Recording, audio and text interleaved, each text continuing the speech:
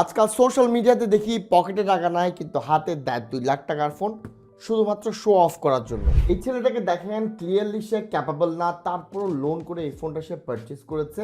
অনেকে এই কাজটা করে, এরপরে ভাই লোন পরিশোধ করতে গিয়ে নাকের পানি চোখের পানি সব এক হয়ে যায়। ব্র্যান্ড এবং ব্যাংকগুলো নতুন নতুন লোনের ফাঁদ আমাদের জন্য তৈরি করে আর আমরা গিয়ে সোজা ওইটাতেই পড়ি। দেখেন, দামি ফোনের পিছে টাকা ওয়েস্ট না করে আমি সাজেস্ট করবো একটা পিসি বিল্ড করেন।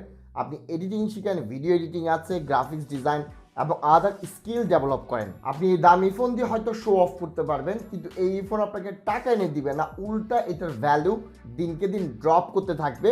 কিন্তু আপনার স্কিল আপনাকে টাকা দিবে, আপনাকে সম্মান দিবে। অনেকেই এখন বলবেন, আকরাম ভাই আপনি নিজে কেন দামি ফোন ইউজ করেন? দেখেন, আমি একজন ট্যাক রিভিউয়ার, এটা আমার ব্যবসা, এটা আমার ধান্দা, এটা আমার একটা ইনভেস্টমেন্ট।